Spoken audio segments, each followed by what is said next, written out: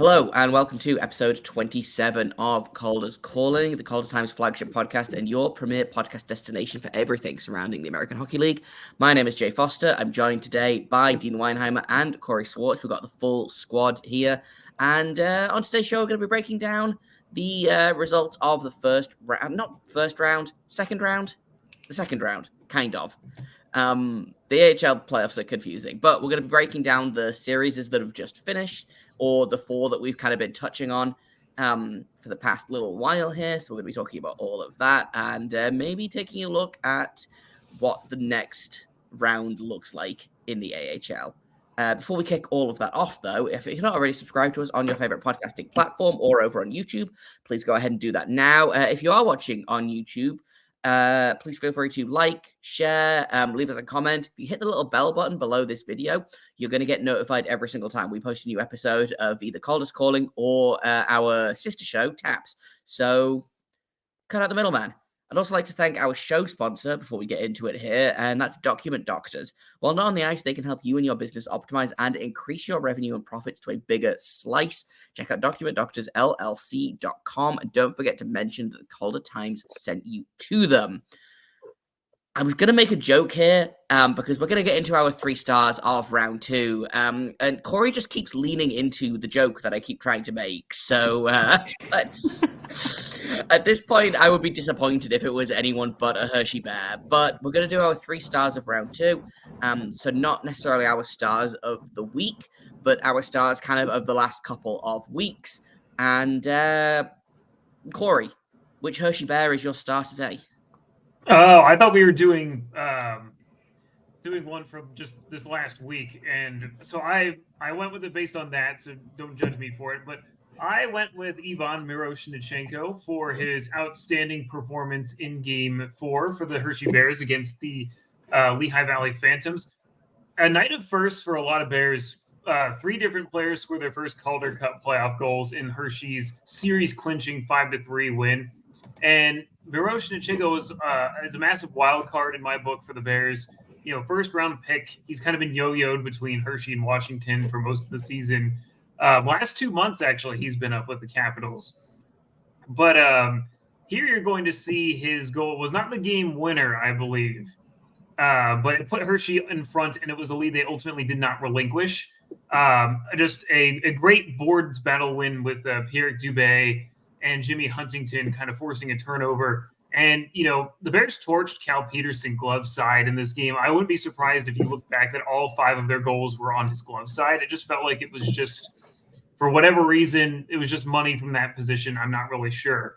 But Miroshnichenko had 2 goals. He very well could have had an assist. They kind of called the 5th goal a little bit less in terms of assists than I think they probably should have. But, you know, it's hard to see from the replay, of course, too. But, you know, he was outstanding. He's kind of a guy, you know, that to me is a massive difference maker for the Bears and part of their overall great scoring depth. And I'd also like to give an honorable shout out to Garrett Rowe.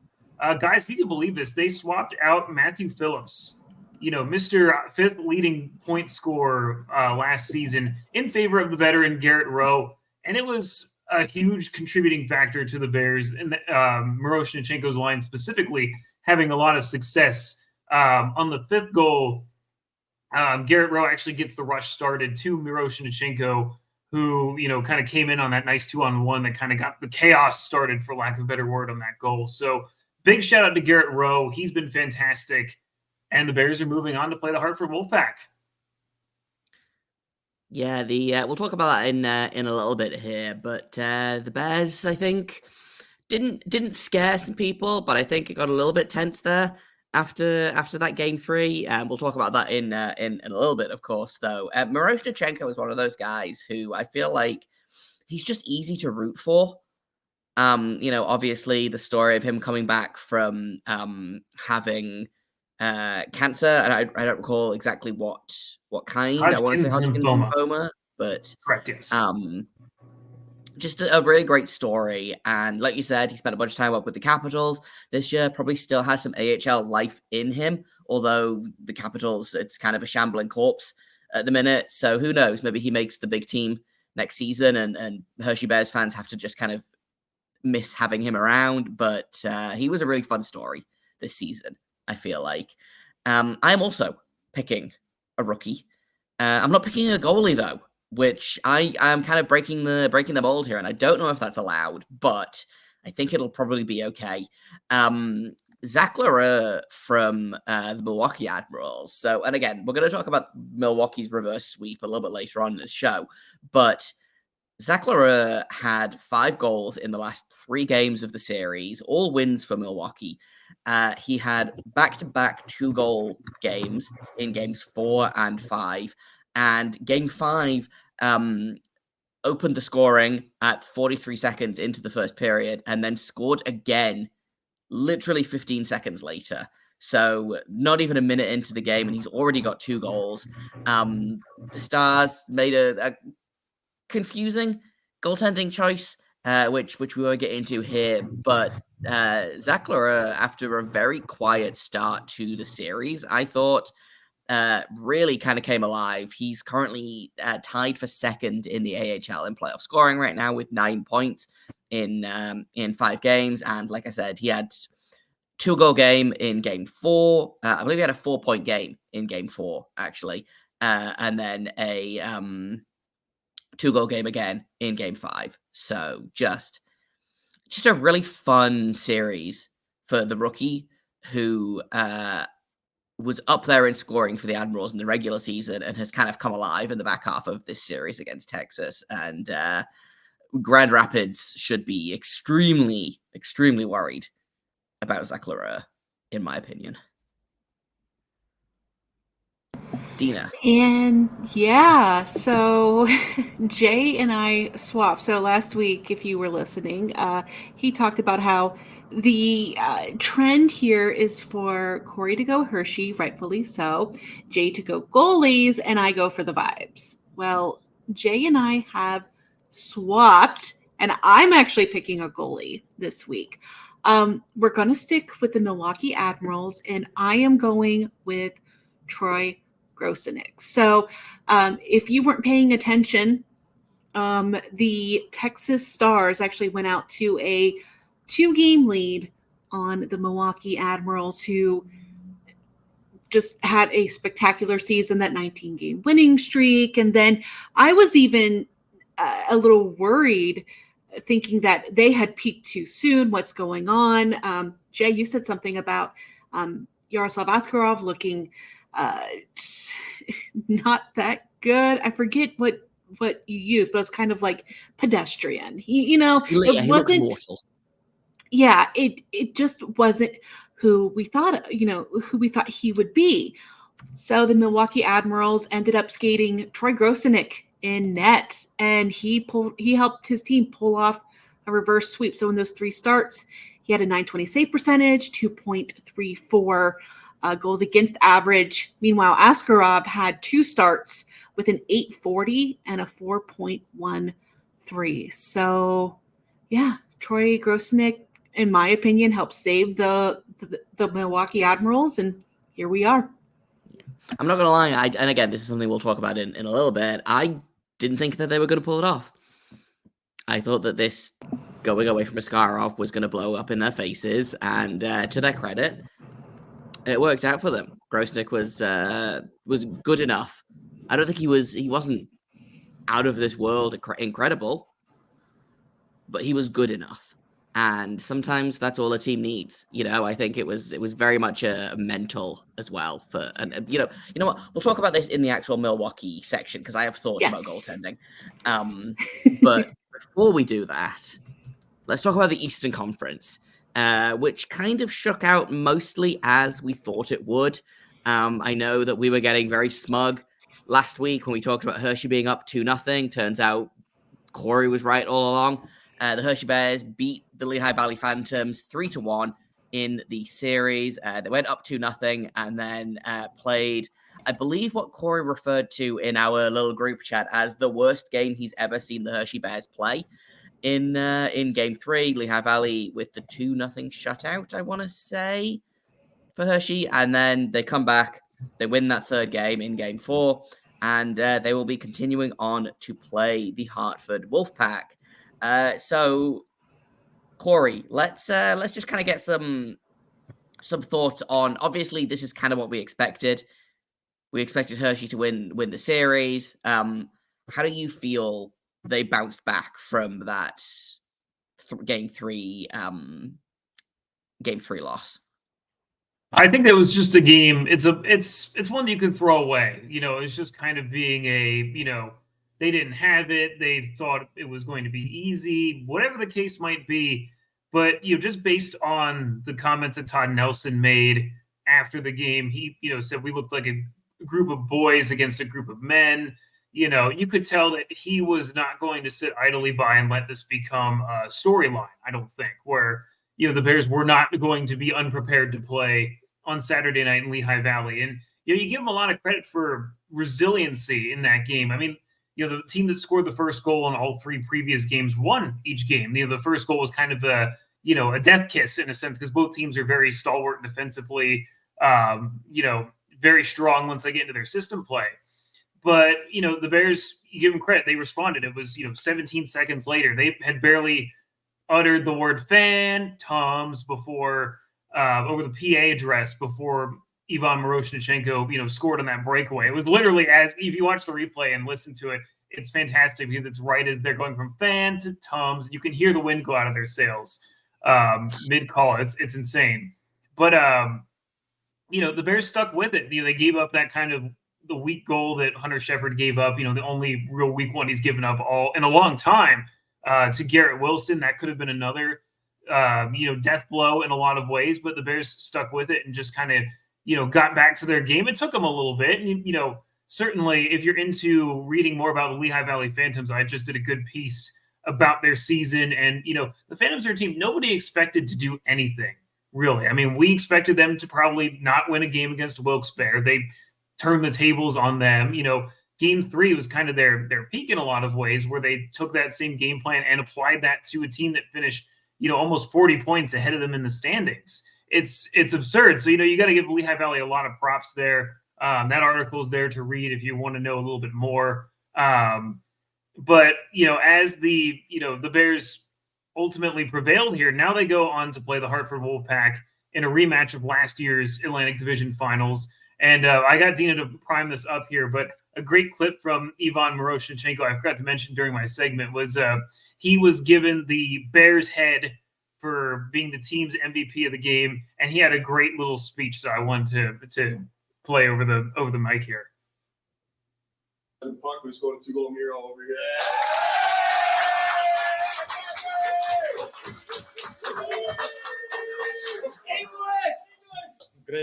Great game, boys. Next round, Bears kill it Wolf. Yeah! The next round, Bears go hunt Wolf, as the man said. So one of the things I love about that is that you can see his English has improved remarkably over the course of this season here as well. One of the things that I think it goes underrated a little bit with prospects coming over from overseas and really having to assimilate into the culture type of thing. So I love that clip. That was put a smile on my face this morning. And, we'll get into this a little bit more for the series preview, but Bear go hunt Wolf. That's what's up next. It's got the same energy as Deana. You'll be familiar with this. Yegor Chinikov for the Columbus Blue Jackets. So they don't have a big bear head. They do have the little kepi hat that they hand out to the MVP. And when he got his first one, he had basically no English at that point. And he just kind of stood up and put the hat on and said, I believe the exact quote is, good goal, good game, good job, next. And that was his entire speech, which always gives me a lot of joy. Just good game, next. So always fun to see always fun to see that kind of speech. I think I'm very endeared by it. How do you feel going into this next series? Because I feel like Hartford is the most unexpected of the final 8 teams. How do you feel about the Bears going into this series against the Wolfpack, who have just they are living and dying by Dylan Garand? Let's be honest. I think that Hartford's a better team than people give them credit for. I mean, a lot of people might have written them off just based on their their slump in the last couple of months. But this is a team that, I think has found positive vibes, in a lot of ways coming into this. The upset against Charlotte is a remarkable one just because they had to do all 3 of those games on the road. They didn't get back. I mean, I thought I saw it was a stretch of like 7 straight games they had on the road from the end of the regular season through the first round and into the second round before they got home. It was a lengthy amount of time spent on the road. But, the Bears, they've had their struggles with the Wolfpack at times in the regular season. I can think of a couple of games where the Wolfpack, really had, were at their peak, I would say, where they were, bigger and stronger and, they were able to push the Bears around a little bit at times. But the Bears countered them at times over the course of the regular season. And, I am optimistic about how the Bears can handle it. They've shown flashes of potential and, just their ability to win games in the regular season series over the last couple of games that they played. Obviously, they only played 4 times. It's not a huge sample size we really have to work off of.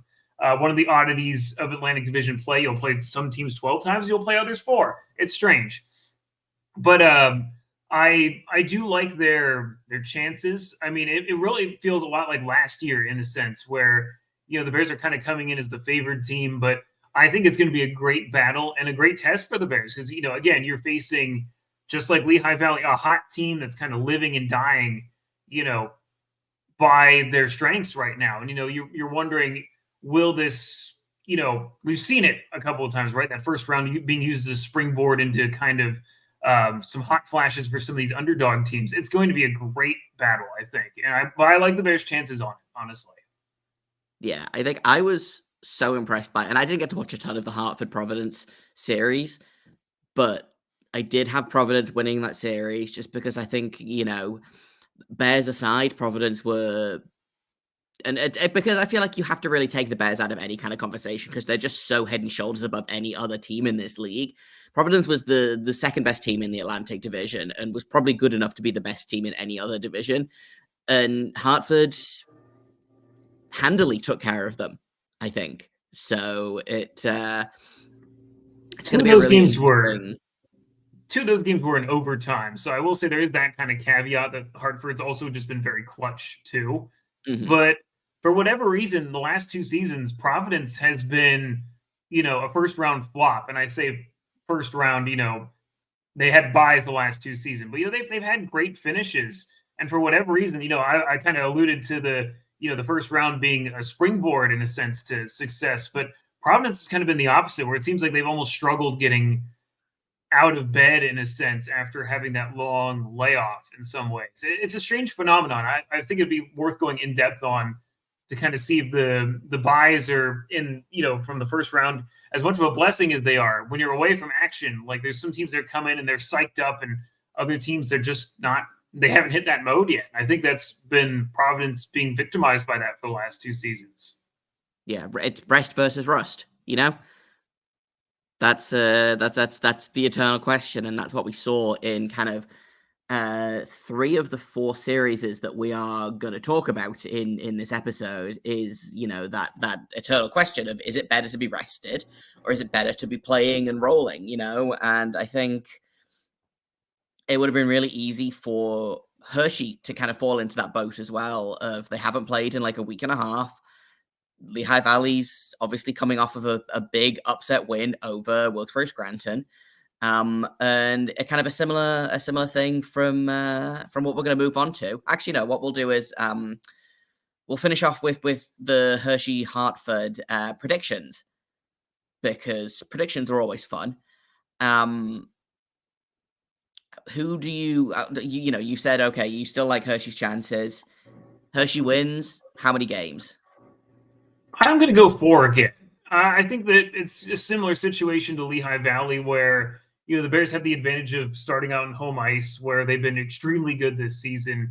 Can't discount those Giant Center crowds really helping them out in the early stages of the season. I don't think Hartford's going to go away easily, certainly, just like Lehigh Valley did in a lot of ways, where they're this upstart team. They're going to be, I was doing a little bit of a statistical dive in on it. They have some guys that have really excelled this season. Alex Belziol was the only player to have 4 points, more than 3 points, I should say, for either team in the regular season series. Jake Lecision and Ethan Frank both have scored 3 goals over the course of the series, regular season series, and have continued to be pretty good in the playoffs for both teams as well. So, I think it's just going to be who can shut down the other team's top scorers. And to me, the X factor is that Hartford, for all their success, you mentioned it, Jay, they're kind of relying on Dylan Garand to, really do a lot of work here. And against a team like Hershey, I mean, I feel like you really have to be at your peak to, take care of them, especially over the course of a 5-game series. So that's kind of my factor. They're missing just enough guys from the New York Rangers playoff run that would concern me going into it as someone looking at it from a Hartford angle. But, again, they've gotten this far with the group that they've had. Why change it? Keep going with it. If I'm Hershey, you're looking at some other guys to get on the board here. Alex Limoges is one guy that I think, can really has one goal in the playoffs, but he hasn't really hit that same stride that he had in the regular season where he can just absolutely change a game in a lot of ways. His line, we've been kind of looking at different lines, kind of having that step up game for the Bears in the first round. So I'd really like to see him and his line mates, Joe Snively, Jimmy Huntington was the trio that they went with in game 4 to maybe step up and, take it. Not that they've been bad by any stretch, but, just to put the puck in the net a couple of times.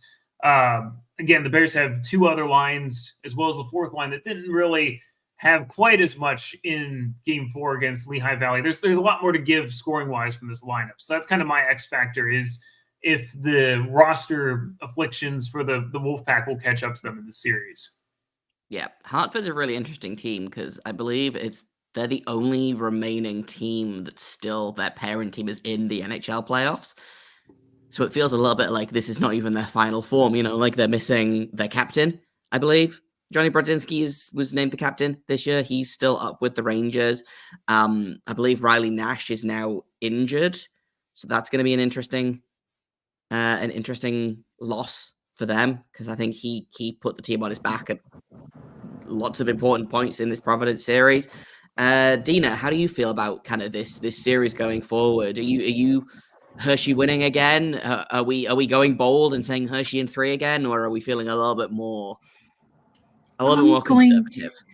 I'm going to dial it back, and Corey's going to hate me, but Hershey in 5. Oh, she wants stress for me. It's the divisional finals. Of course, it's going to be stress for everybody. But I apologize. So, I mean, I'm the one that called Texas to win, and they didn't win. So, but it was even sooner. So, no, it's okay. Hershey in 5. At least she's don't think predicting that Hartford wins. This is true. That would make Corey real mad. I thought that was where she was going with that at first. I was like, no, you don't. I was like, yeah, this is old even for me, who almost predicted a goalie goal in the series preview that we did for the Syracuse Crunch and the Cleveland Monsters on Locked On Blue Jackets, which you can find wherever you get podcasts over on the Locked On Podcast Network that we did yesterday. So honestly, Hershey in 5 is pretty tame by that measure. I feel like I'm also going to go Hershey in 4 for what it's worth. I think Hartford steals a game. I think probably even maybe takes it to overtime a couple times, but it feels stupid to bet against Hershey, at this point. By the way, bold prediction. I had this in the seats as Saturday's game was going on.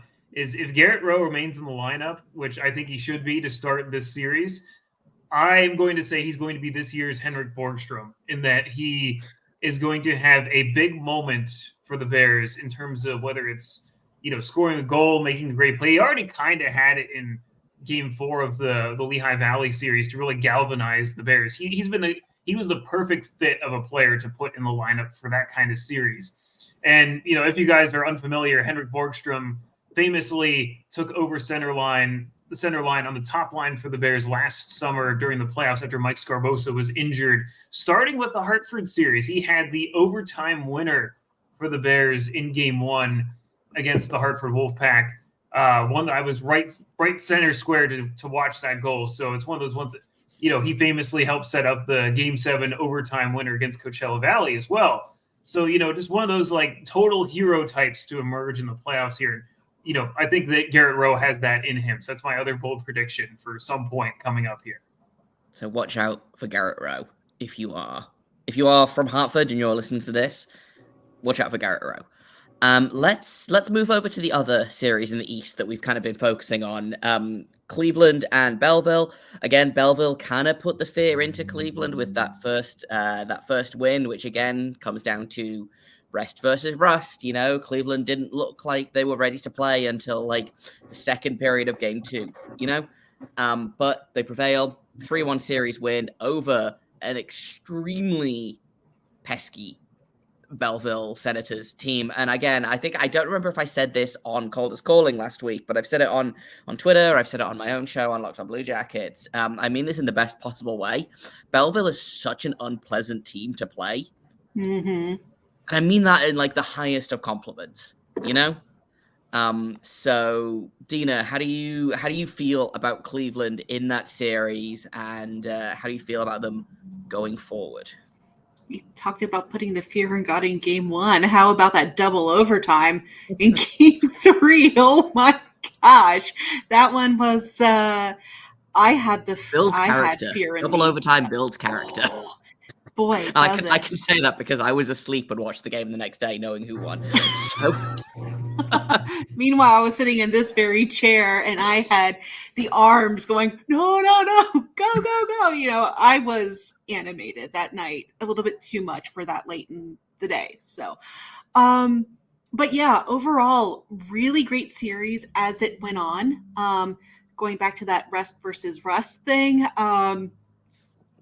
Cleveland had a really shaky series to start, and even going into game 3, where there was a really rough period in periods 2 and the first overtime where, of course, at that point, the offensive team has the short change, where inversely, the defensive team had the long change. And at those points, Belleville, especially that Boko Imama line, especially when Donovan Zabrango was on the ice, they were experts in hemming that Cleveland defense in, and were just pelting Jet Greaves shot after shot after shot. And it was honestly scary. If it wasn't for Jet Greaves, I think we'd be talking about a completely different result here. At least in game 3. Game 2, I felt pretty good about. Game 3 was rough. But ultimately in game 4, you saw that start to kind of happen in game 4, in the second period. But then they started rolling the Josh Dunn, Alex Whalen, and Justin Pearson line, with Josh Dunn in the center slot. And all of a sudden, those 3 just kind of kicked it into gear, started playing their very steady, very linear type of hockey. And all of a sudden, tides are turned. Ultimately, Cleveland ends up winning that game and the series 3-1. But I do need to give kind of a special mention to Levi Meriläinen, who had not played a game. He's a goaltender, had not played a game since April 20th. Something happened to Mads Søgaard where he was unable to play in game 3. And honestly, Meriläinen gave his team the absolute best chance to win this game. Here's just one of many spectacular saves. Saves one, has to get back in line, saves another, stifles them, and next thing we know, Belleville has possession again. But Meriläinen was fantastic, coming off completely cold and not even knowing he was going to start the game until shortly before warm-ups. So props there. Yeah, that was full, look behind the curtain is Jet Greaves was almost my star of round 2. When I was, which goalies do I go with? It was between Jet Greaves and Dylan Grant. The goaltending in that series was spectacular, I thought, all round. I thought Mads Søgaard was, exceptional after having kind of a shaky series against the Marlies in the first round. He pulled it together. I thought he was fantastic, and just got outdueled by Jack Greaves. I do still enjoy that. I think this was probably the smallest and tallest goalie matchup that they could have picked. Because Mads Søgaard is 1 billion feet tall and Jack Greaves is pocket-sized. But but boy, does he have the talent to make up for it, though. Jack Greaves was exceptional. And one thing I do want to really focus on here, though, is there's always a lot of talk of what players are going to pop when it comes to the playoffs. And with Cleveland, I have 2 players for 2 completely different reasons. Jay, you probably know where I'm going with this. But so first of all, Josh Dunn, we know he's a very physical player, but he ended up showing a bit of his offensive side in this series. Really great leadership, all that. He was a tide turner, amazing work there. But I want to talk real quick about Trey Fix-Wolansky, who we all know as a scorer. Now, back whenever Mike Eaves was the head coach of the Cleveland Monsters, he referred to Trey, when he wasn't calling him young Trey, he referred to him as the angry little bowling ball. I just want you to watch this clip and kind of follow the puck here. So Trey loses the puck. He sees someone that goes against it, and he says, boom, wall. Oh, they took the puck from me. Now, boom, you get it. So basically, they're just, if I can't have the puck, no one can have the puck. Yeah. So he's just like, want a taste of wall? There you go. And boom, there we go again.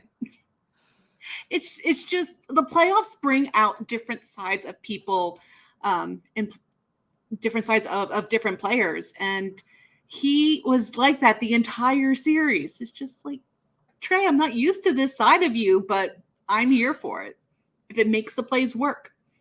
Yeah, and when if he suddenly starts scoring again in the next series, then watch out, because his blood is up and now he knows how to score goals. Yeah. Speaking of the next series, how do we feel about the Monsters going into this series? I feel really good about the Monsters. I don't know what to expect out of Syracuse, though, because Syracuse are notoriously a tough play for the Cleveland Monsters. It's always been really tough with them. I'm pulling up the stats so I can actually share how difficult it is. But in the last 5 years, the record is basically deadlocked, for Cleveland at 9-9-0-2. This season, Cleveland does have a slight advantage on them at 2-1-0-1, but kind of similar to Belleville, they have not seen the crunch since mid-January, where actually Cleveland lost in a shootout 3-2. So I'm predicting a lot of overtime hockey. They've already went into overtime twice against Belleville.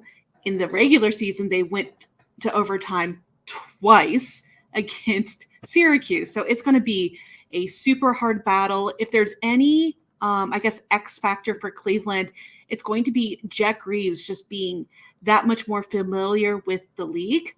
Whereas with Syracuse, they are relying on a goaltender that really hasn't been around all that long in Brandon Halverson. So I'm not sure how that's going to work out for them, but he's played all 5 games with the Crunches postseason so far. So, this season, 14 games played. This is his first AHL action since the 2019-2020 season, where he played 2 games for the Tucson Roadrunners. I believe he came up out of the ECHL's Orlando Solar Bears earlier on this regular season. So we'll see how that runs. Maybe it's just luck, but we'll see. Sometimes a goalie just has a game, Has a series. Sometimes a goalie has a series. Exactly. And that's what we've kind of seen from, sorry to keep going back to him, but Dylan Garand. who Yep. I need to, because we didn't really get a chance to talk about Hartford's series against Providence in any kind of real detail, but I do just want to bring up the fact that though he might not have the best stats in terms of save percentage or anything like that, I do want to point out that Dylan Garand in 7 games has faced 248 shots, which is too many shots, if you ask me. Yes, very much so. But I did want to give a quick amendment where I talked about the Boko Mama line because I wanted to get everybody involved there. Zach Ostrapuk and Cole Reinhardt finished up that line, and they did a lot of great work helping gain traction for the Senators team. And I didn't feel right leaving them out, so I had to give them props here. So it's a good team. It is. For a team that was, struggling not struggling, but a team that kind of snuck into the playoffs in the last kind of couple of weeks. That's a good young team in Belleville. And they're going to be a pain in the butt for a long time, I think, until, Ottawa snatches all of the young players up and takes them to the big club, because that's kind of how the AHL works. But I would be very surprised if Belleville is not one of the better teams in the North Division next season. Let's finish up with the East. Who wins this series and in how many games? Cleveland in 5. Yeah, and Cleveland's in 5. Interesting. Yeah, Syracuse is rough. They are so rough. Some of the big scores for them against Cleveland this year are Gage Gonsalves, Declan Carlisle, Felix Robert, all in and playing. It's going to come down to goaltending once again, I think. But yeah, Cleveland in 5.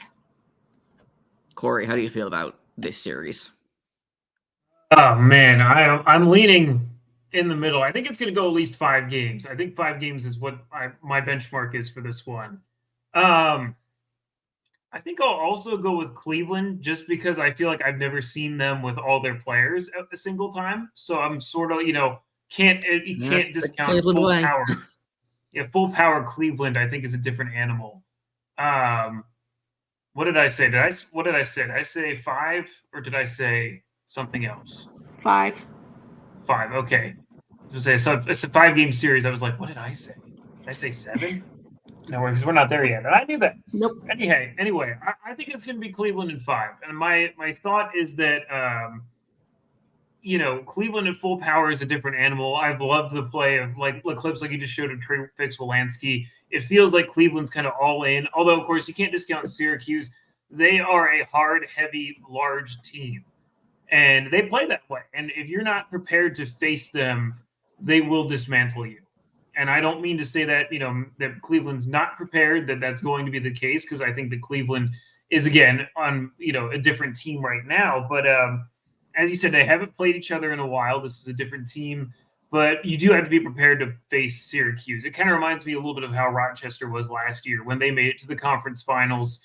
In that respect, is that they just have a lot of different weapons, a lot of different ways they can burn you. And, both these teams have played in that incredible North Division where the parity was so strong all season long. I think it's almost, I'd almost be shocked if it didn't go 5 games in a lot of ways.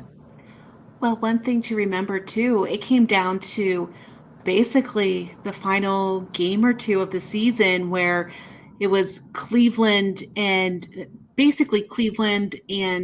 Syracuse that were fighting for that number 1 spot. Syracuse would have had it if Utica didn't beat them there at the very end. So we're basically going for the 2 teams that were vying for the North Division number 1 seed up until the very end. Yeah, the North Division, I believe, was Cleveland could have finished anywhere between 1st and 4th, right up until like the second to last game of the season. The North Division is wild. It's fully unhinged.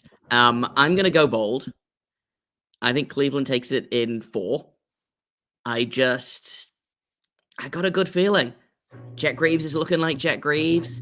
And I think if it comes down to, I think these teams are really evenly matched in a lot of ways, but I think that Cleveland has the edge in goaltending. and I'm always gonna bet on the goalies to do Jet Greaves things. So I'm going Cleveland in 4. I wouldn't be surprised to see more overtime games.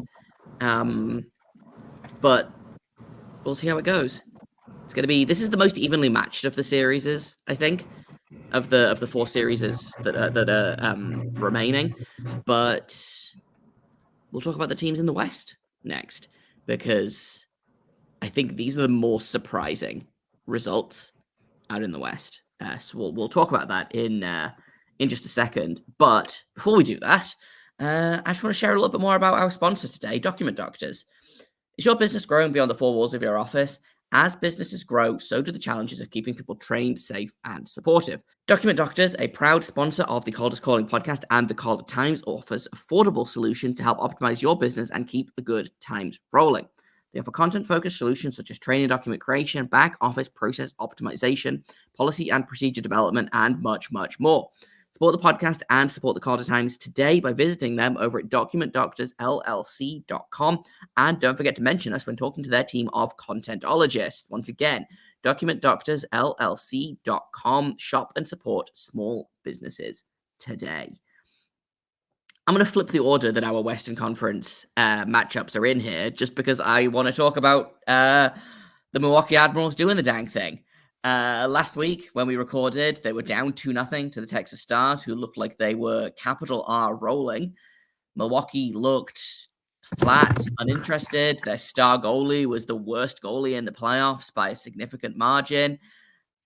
What a difference a week makes. Like, did you honestly have, and this is kind of an open question here, did any of us actually have Milwaukee coming? I know that we all 3 of us, Deana picked Texas to win in 5. I believe Corey and I had Milwaukee winning in 5 in our initial predictions. But like, honest question, after game 2 of that series, when Texas is up 2-0, did you have them coming back to do the reverse sweep?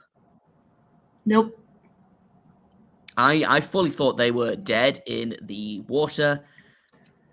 They swapped Yaroslav Askarov out for Troy Grosnick, who we've already talked about. Wild. Truly wild series. I believed. I will you thought say. they were going to come back in a reverse sweep? I thought so. I mean, you have 3 games on home ice. Got to take at least one of those. And, I think that it's easier to reverse sweep when it's a 5-game series, when you have all 3 on home ice. Milwaukee is just a different animal on home ice, I think. They're, I've only heard good things, insane things about their atmosphere on home ice. And, I had the great pleasure of chatting with a bunch of Milwaukee Admirals fans that came out to see Jimmy Huntington back in March. And, just in describing it, it just seems like it's, a different animal when it's absolutely rolling like the Admirals are. And, not that I was not impressed by Texas, but to me, it just sort of felt like Texas, it was almost symbolic of how their entire season went, right? They got out of the gate. They were extremely hot. Everything was rolling. And then it just all fell apart. And, this is a team that hung on to make the playoffs in a lot of ways. They were not the team that we were talking about in November and December where they were flying. It's symbolic of their season to me in a lot of ways. I'm not overly surprised about it. And, Troy Grosnick, maybe it's just the effect of me being able to watch him in Providence for as many years as he was and, torment the Bears at times back in the day. And, since he's played for everybody at some point in time, it feels like. It never hurts to have a veteran AHL quality goaltender as part of your rotation, as the Admirals do. Almost nobody was talking about Troy Grosnick either before, at any point. This is a guy that missed a lot of last season in Lehigh Valley.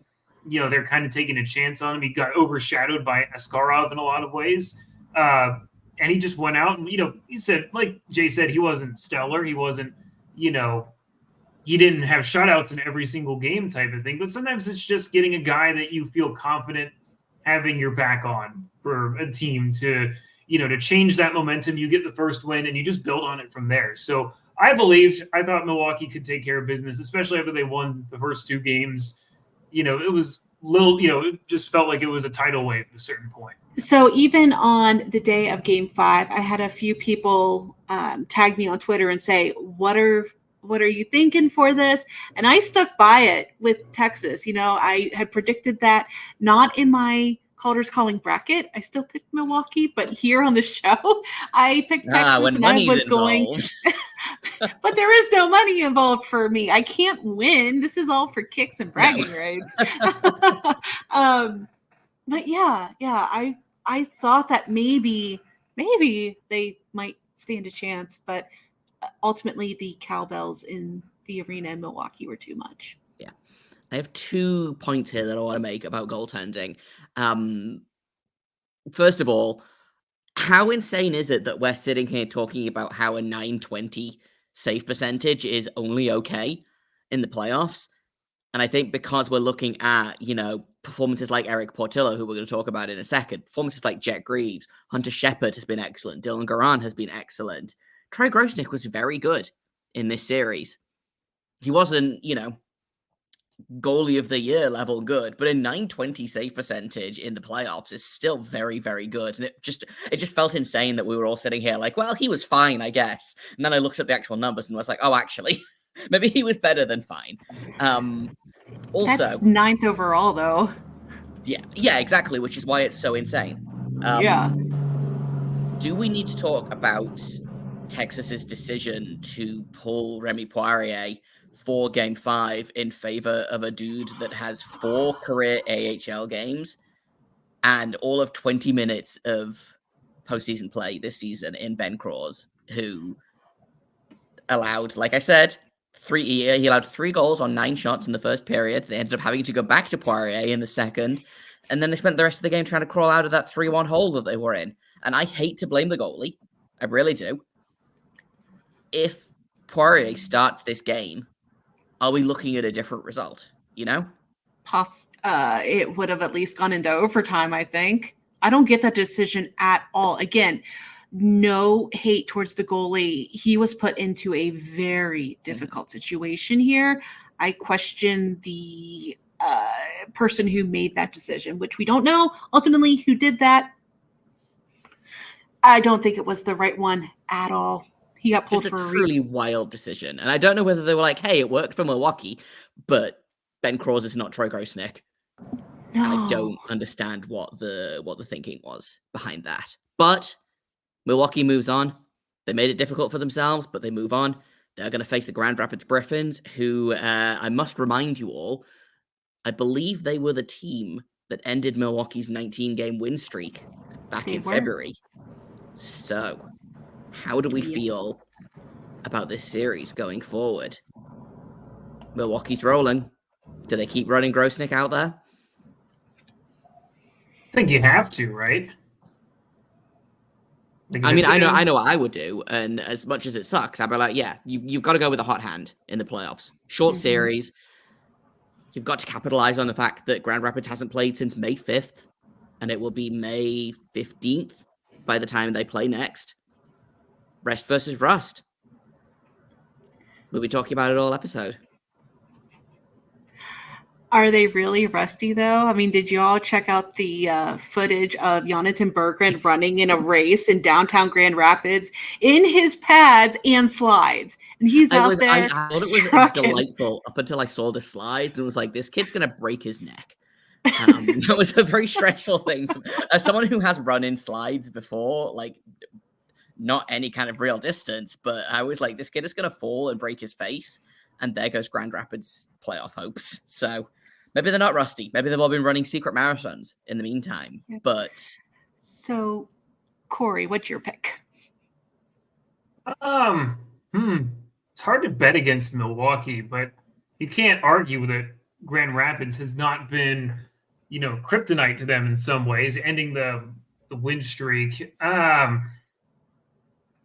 think it's just a matter of which team finds their game first. I will say that I do think that if Milwaukee goes into a hole against Grand Rapids, they're not going to come back out again. This is really, that series has to be a wake-up call for them to say, okay, hey, we got away with this let's never do this again type of thing. That was not fun. We hated that. Don't do it again. I will say in terms of home ice advantage, I believe it's a 2-2-1 series. So the first 2 games will be in Milwaukee. Then games 3 and 4 will be in Grand Rapids, and then game 5 will be in Milwaukee again. Yep. So Okay. I agree. If they fall into that 2-0 hole early, like they did against Texas, they don't have the safety of going back to Milwaukee to help them out there. Yeah, I'm gonna go bold. I'm gonna say Grand Rapids in 5. I'm thinking that I don't think that Grand Rapids is going to be that rusty. I'm open to being wrong at times with this one, but like I think it's going to be a game where it's going to it will likely end in 4, but I think that for chaos's sake, I like it to be 5. And say it's going to be kind of a coin flip type of thing. These two teams are going to look convincing to us at times. We're going to say, oh yeah, it's very clearly this team or that team, kind of like the Texas series in some ways, except that there's no clear-cut favorite. I think it's going to come down to possibly even like an overtime winner in game 5 to advance type of situation. Because these are just two, I think, of the most marquee teams in the Central Division that are going at it here. So I think it's going to be just I think it's going to be a fun battle to watch in that respect. So I'm going to go Grand Rapids in 5. I am also going to go Grand Rapids in 5. I'm just pulling up. I looked at the season matchup, the regular season matchup earlier today, and I want to make sure that I'm getting it right. The regular season series matchup between these two teams, both teams have a 4-3-1-0 record, dead even. So it's going to be, I agree. It's going to come down to, I think it's going to come down to game 5. And I think Grand Rapids might take it. I think it's going to be overtime. I think Jonathan Berggren is going to do something insane. And I think Grand Rapids is going to go to the Eastern Conference final, which sounds like an insane thing to say when you look at where they were kind of even halfway through the season, Deana, how are you feeling about this series? I'm going to add on to what you said about it being an even series throughout the season. How about this? Troy Grosenick in 3 games is 2-0-1 against Grand Rapids. Sebastian Cosa, who's been the goaltender thus far for the Grand Rapids Griffins in the postseason, in 4 games is 3-0-1. We talked about Syracuse Cleveland being close. This is going to be even closer, but I'm going to go Grand Rapids in 5. Instead of Jonathan Berggren, who has scored 0 goals against the Milwaukee Admirals this season, I'm looking at Carter Major, who in 7 games has 8 points. 5 of those are goals. I'm going to ride that hand through the series, but Berggren, he's going to do something. I mean, he's something insane. And yeah. I believe all 3 of his goals in the Rockford series were the game winners. At least 2 were. At least maybe 2 of them were, but I feel like all 3 of them were, which is just bonkers. It's going to be a fun series, either way. Yep.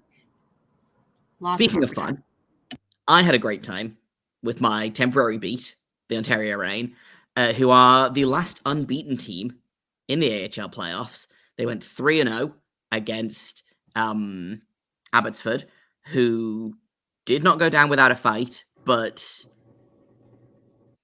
I said it at I believe it was just you and me, Corey, in an episode.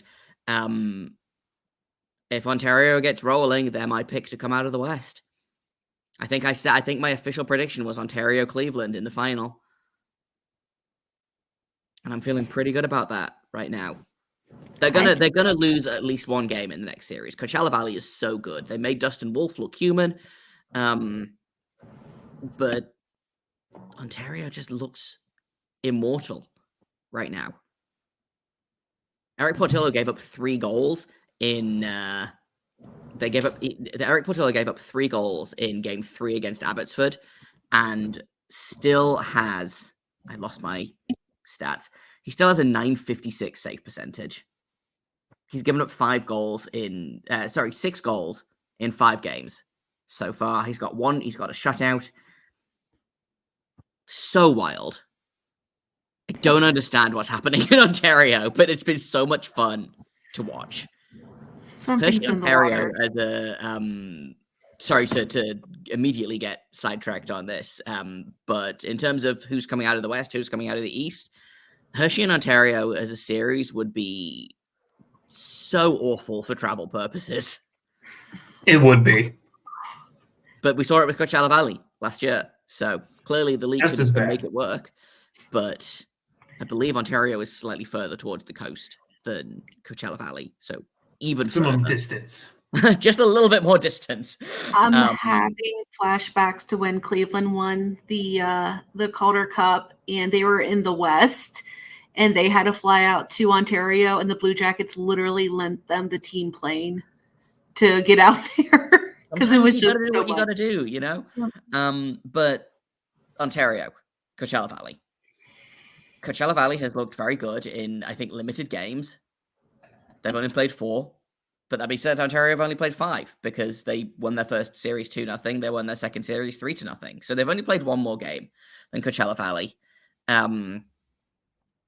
It's just getting to the point where I'm like, man, how do you bet against this team? It's it's not the Letterkenny, it's the not Letterkenny, it's the Shoresy gif of this team will never lose again. You know, that's kind of how I feel about Ontario. I love it. It's gonna be interesting. I think it's chaotic because I mean, I think this has the potential to be the most chaotic series because Coachella Valley, like you said, I think we're kind of not giving them the respect they're due in some ways. This is a team that's really hit their stride. It really seemed almost impossible to beat at points in the regular season. We talked about Milwaukee just possibly never losing again, and almost felt like for a little while that Coachella Valley might be the team to just never lose again at some points, just because they still have, as much as things changed for them after last season, it's kind of also stayed the same. They've also, had some really good goaltending, some really good scoring. As you said, they made Dustin Wolf look human after he, stole that first game. Just kind of that incredible. I mean, let's not get ahead of ourselves here. The Calgary Wranglers were riding Dustin Wolf and, hoping that he would be enough to, push them to 3 wins. And let's be real, you could steal a 3-game series in 2 games purely off your goaltending. 5 games, maybe, but it's, as we were saying about other series, 5 is where you're starting to get tested and it's starting to stretch. So I think that with Coachella Valley, I would say this is another series that has the potential to just be a go the distance. It's reminiscent of how Calgary and Coachella Valley were last season in a lot of ways. But that was number 1, number 2. It felt like it was just going to be somebody's going to have that, that moxie, and it's probably going to be the team that goes to the Calder Cup Finals in a lot of ways, where it's truly the true Calder Cup Finals, slate in that respect. No disrespect to the other series, of course, but this is going to be just one of those absolute barn burner, physical, you're going to wish it was 7 games kind of series, honestly, just because it's that good and that much of appointment hockey. As we can say with people that are not vested in it, we're just here for the chaos kinds of things. Well, I'm extremely invested in it, but no, I get what you're saying. It does feel very much like this feels like the Western Conference final. And again, that's no disrespect to Grand Rapids and Milwaukee. I'm sure that series is going to be very good, but I am so looking forward to Ontario and Coachella Valley just beating the snot out of each other for the full 5 games. I still think Ontario takes it though. I don't know. In the same way that I feel about Cleveland, I hold this team up against the 2016 Cleveland or Lake Erie Monsters as they were then. There's something about this Ontario team that, and they haven't even reached they haven't even shown their best yet. Samuel Fagimo has 1 goal in 5 games. TJ Tynan, I think, has 3 assists in 5 games. It's extremely, they haven't even reached their final form yet, but will they reach their final form against Coachella Valley? I am really struggling with this one because I look back at the season stats and Eric Portillo really struggled against Ontario. However, I don't know which of these games he was in, because, he only played 2 games, 1-1. Aaron Dell, who's the current backup, is 1-1. 1-1 in the 3 games. David Riddick's the one that really had the most luck, but he is has a nice big X by his name, so obviously not available. 2 goals against in those games, but Coachella Valley, I can't really vote against Chris Drieger. I can't vote against Max McCormick or Andrew Podorowski or any of these players that have just been around and know how to win. Don't hate me, but I'm going to go Coachella Valley, but it's going to go the full distance, like basically the rest of them. It's going to be 5 nightmare 1-goal games with like 4 overtime games in there. I'm going to wake up one morning and the game is still going to be going on because of how time zones work. I love it. I love time zones. Not it's really. So much fun. I love when games start at 3 a.m. my time and I wake up at 7 a.m. and the game is still going on. It's so much fun. I'm like, oh, this is definitely. If I haven't like looked at the group chat that we have and seen like the final scores posted in there, I'm like, oh, this game is still going on, isn't it? I think that's kind of all we've got for today. Yeah. If we've all given our predictions for, Corey is raising his hand. I didn't get to do my prediction for Coachella Valley and Ontario. I'm so sorry. Please go ahead. I'm going to say Ontario in 5, and that's just because I want variety on one side of the AHL, and I want no variety on the other side. Oh no! So you just want Hershey to face off against a different California team this year. Exactly. Yeah, I was going to say either way, I'm going to be staying up until 1 in the morning, most likely for games. If that's the hypothetical case, a long way to go. We're not getting ahead of ourselves in this show by any stretch, but that's my thing is that I really like Ontario. I feel like they're the one team that can give Coachella Valley a run for their money in any regard. So I'm going with that. If it's that, it's tough to root against Coachella Valley in any other scenario. Either way, a very good team is going to be going to the Western Conference Finals. Exactly. Why not root for like someone in Michigan or Wisconsin? That way it's nice and close. So I don't know, maybe if it comes down to a deciding away game, you could go significantly easier. I will be cheering for the result that benefits my sleep schedule the most. AKA Michigan.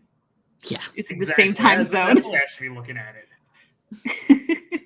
I did, I'll never forget, man, when Game 7 ended last year for the Bears, that was 1:17 in the morning, I believe, was when that goal was scored for me on the East Coast. I stayed up. I stayed up to get merch in the merch line. I stayed up. Like, I barely slept that night. And as fun as that is, I would sincerely love it forever if they considered my sleep schedule. If we're going to truly do this again. So let's see what happens there. But yes, I will be in favor of my sleep schedule. That is now my rooting interest. Yes. So I believe next week we will be checking in on all of these series again, seeing who's doing well, who is surprising us. Has Ontario lost a game yet? When we meet back up again this time next week.